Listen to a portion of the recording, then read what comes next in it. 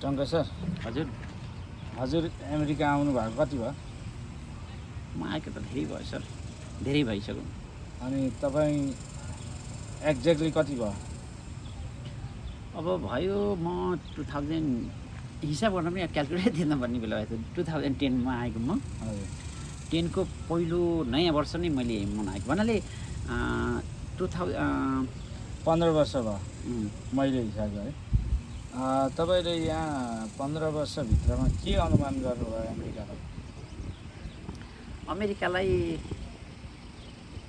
खै खास मैले अमेरिका त पहिले त भयङ्करै फरक होला, सबै यताउतिहरू के होला भन्ने सोचेको थिएँ। यस्तै रहेछ, संसार उस्तै रहेछ, ढुङ्गो माटो रुख हावापानी सबै उस्तै। है खासै त्यस्तो अलौकिक फरक चाहिँ मलाई लागेन। लागेन भनेपछि तपाईँले सबै कुरा उस्तै उस्तै देख्नुभयो नेपाल र यहाँ कि उस्तै?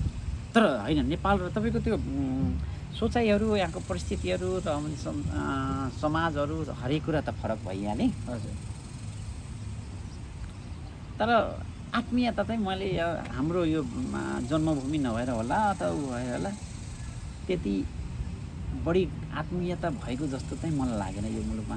अब भविष्यमा चाहिँ तपाईँले के सोच्नु भएको छ त? तपाईँ यहीँ बस्नुहुने हो कि नेपाल जानुहुने हो कि के गर्नुहुन्छ त? म नेपाल जान्छु। नेपाल जानुहुन्छ? नेपाल जान्छु भनेपछि मैले बुझेको अनुसार तपाईँलाई यहाँभन्दा माया चाहिँ नेपालकै धेरै छ नि त? एकदम, त्यसमा त डाउटै छैन। अनि त्यस पछाडि शङ्का छैन। हजुर, त्यस पछाडि तपाईँलाई नानीहरू तपाईँका यहीँ आएर जन्मेका हुन् कि नेपालमै? नेपालमै। मैले तपाईँले प्रश्न गर्नुभयो, मैले बच्चा बच्चीले म आफैले यहाँ अमेरिकामा नै बस्न त्यति मन नलाएर पनि अथवा नेपालमै बस्ने सोचाइ भएर पनि बच्चा बच्चीले मैले ल्याएको थिइनँ। मेरो छोरी चाहिँ नेपालमै पढ्या हो, अनि 8 क्लाससम्म नेपालमै पढ्यो, अनि 9, 10 अहिले 11मा अब सुरु हुँदैछ, पढ्दैछ। अब छोराछोरीको पढाइ सिकिएर जानुहुन्छ कि बिचमै जानुहुन्छ? त्यो के छ तपाईँको?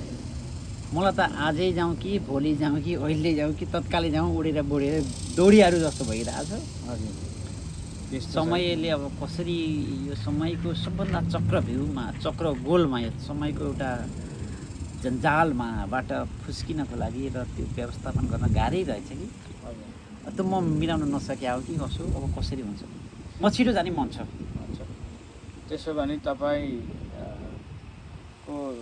एकदमै राम्रो पक्ष चाहिँ मलाई नेपालप्रतिको माया प्रेम, अनि अघि भन्दै हुनुहुन्थ्यो छोराछोरी मैले यहाँ ल्याउन चाहेकै थिइनँ तर बाध्यता के भएर मैले यहाँ ल्याएँ। बाध्यतै भनेको त बाध्यता त मैले बाध्यता केही पनि हुँदैन, कोही पनि हुँदैन जस्तो लाग्छ। त्यो बाध्यता भन्दा पनि अब त्यो उनको अब छोरीले अब एकचोटि अमेरिकामा एकचोटि लैजाउँ उयो गरौँ भन्ने उसको चाहना भयो, त्यसलाई चाहिँ अस्वीकार नगरेको हो। र त्यो पनि एउटा अस्वीकार गर्नु पनि अलिक कस्तो, म पनि एउटा पिता भई बाउ ड्याडी भइसकेपछि त्यो नमिल्न सक्छ भन्ने नै कुरा हो। त्यो यस्तो टाढा भइसकेपछि माया पनि अलिक टाढा हुन्छ भन्ने कुरालाई सम्झेर तपाईँले छोराछोरी साथमै लिएर आउनुभयो? टाढा भन्दा अब त्यो माया म फेरि यस्तो अमेरिका यहाँ बसेर प्रत्येक वर्ष त म नेपाल जान्थेँ प्रायः जसो। त्यो भन्दा नि केही शिक्षा अथवा केही अब गुणात्मक रूपले उनीमा ज्ञानको भण्डारहरू अझ व्यापक होला कि सफलताका नयाँ बहुआयामी तिनी क्षितिजहरू हुन्छ नि, त्यसलाई चाहिँ अझ नयाँ रूप चिजमा पुर्याउन सकिएला, समाजमा ओहो यो असल राम्रो भन्ने हुन सक्लान् भन्ने ती एउटा मृग तृष्णा, एउटा अभिलाषा र चाहनाको एउटा उत्कण्ठा के भन्छ त्यही नै हो। मेरो लोभ चाहिँ के भन्छ समाजमा असल छन् है भन्ने परोस् भन्ने र त्यो हुन् भन्ने चाहना हो। तपाईँलाई मैले देख्दाखेरि एकदमै सहनशीलता, लगनशीलता अनि यस्तो प्रेमिलो व्यक्ति तपाईँ हुनुहुन्छ जसमा हामी सहकार्य गर्दै जाँदाखेरि मैले यो सबै कुराहरू पत्तो लगाउँदा अरूको कुभलो कहिले चिताउनुहुन्न, सबैलाई राम्रो होस्, बरु मेरो अलिकति केही जाओस् नमतलब भन्नुहुन्छ तपाईँ। त्यस्तो एउटा धार्मिक भाव या त दयालु भाव भन्नुपर्छ या त प्रेमिलो भाव यसलाई कसरी हेर्नु भएको छ तपाईँले? हजुरले जुन रूपले भन्नुभयो म त्यस्तो भइसकेको आफूलाई अनुभूति त हुँदैन, तर मेरो इच्छा र चाहना त्यसप्रति परिलक्षित र अब ऊ चाहिँ छ, अभिमुखीकरण चाहिँ छ, चाहनाहरू त त्यो त्यति असल त्यति ऊ हुन त अब सकेको छैन जस्तो आफूलाई लागिरहेको छ। त्यो आफूलाई हजुरले जुन दिनुभयो त्यो भावहरू व्यक्त गर्नुभयो त्यसप्रति त म हजुरप्रति नमन व्यक्त गर्न चाहन्छु। होइन, आफैलाई त अब त्यो सन्तुष्ट भएको जस्तो मैले के गरिनँ जस्तो त मलाई पनि फिल हुन्छ, तर तपाईँले सम्पूर्ण कुरा गर्नुहुन्छ। जुन कुरा मैले अगाडि वर्णन गर्दै थिएँ, तपाईँ एकदम असल मान्छे हुनुहुन्छ, कहिल्यै खराबहरूको चिताउनु हुन्न। अरूले खराब चितायो भने छोडिदिनुहोस्, त्यो त्यस्तै हो, साथीभाइमा भन्नुहुन्छ। छिट्टो प्रेममा बाँधिन चाहनुहुन्छ र साथीभाइ पनि कति छिटो बनाउनुहुन्छ। त्यसमा मैले चाहिँ तपाईँलाई सम्पूर्ण धन्यवाद दिनैपर्छ। मलाई अगाडि ठेलेर ल्याउने, मलाई अहिले गाना गाउनुपर्छ, तपाईँ स्वर राम्रो छ भन्नुहुन्छ, मलाई जति बेला पनि आकाश तपाईँले गर्नुपर्छ भनेर हौसला दिनुहुन्छ। योभन्दा मलाई आनन्दको कुरा अरू केही लाग्दैन र तपाईँप्रति सम्मान पनि छ मेरो। तर यसको साथसाथै अबको योजना चाहिँ हामी के गरौँ भन्ने कुरामा हामी एकदमै परिकल्पना गर्नैपर्छ। त अब आउँदो दिनहरूमा तपाईँले के सोच्नु भएको छ त? पक्कै पनि मैले तपाईँमा मैले एउटा त्यस्तो विलक्षण प्रतिभाहरूको त्यो एउटा पुष्पवृष्टि देखिरहेको छु। तपाईँको त्यो कला छ र त्यो एउटा समाजसँग त्यो घुल्न सक्ने क्षमता छ। त्यो तपाईँले त्यसलाई बाहिर निकाल्नुपर्छ। त्यो तपाईँमा भएको कलालाई बाहिर ल्याए समाजलाई केही दिनुपर्छ। समाजले तपाईँबाट त्यो प्राप्त गर्नको लागि अवसरबाट त्यो वञ्चित गर्नु हुँदैन भन्ने मेरो चाहना हो।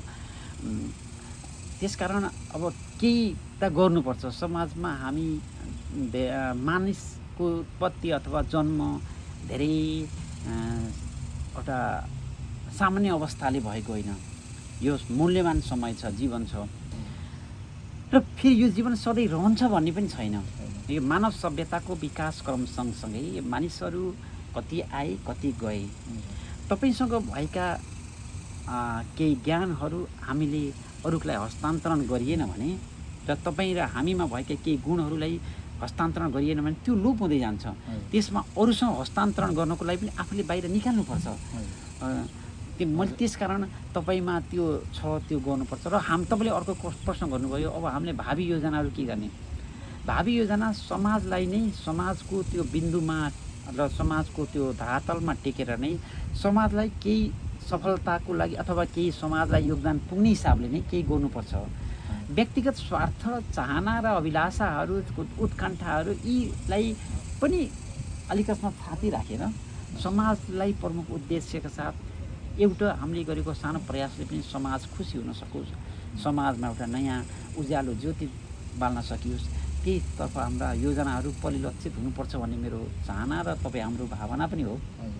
एकदमै खुसी लाग्यो आज तपाईँले जुन मेरो निम्तिमा गर्नुभएको कुरा। अघि योभन्दा अगाडि तपाईँको निश्चल हृदय, पवित्र मन र पवित्र विचार, साथसाथै तपाईँको पवित्र लगनशीलता, सधैँभरि ईश्वरले यस्तै नै तपाईँलाई योभन्दा नि अझ उच्चमा पुर्याएको होस् भन्ने म कामना गर्दै आजलाई बिदा हुन्छु। हजुरको यो शुभ आशीर्वादप्रति कृतज्ञ हुँदै आगामी दिनमा पनि हजुरको शुभेच्छा, शुभकामना र सहयोगको लागि म हार्दिकतापूर्वक अपिल, अनुरोध र चाहना राख्दै आजलाई बिदा हुन चाहन्छु। म टङ्कमणि घिमिरे। म आकाश अधिकारी। नमस्कार। हस् त, नमस्ते।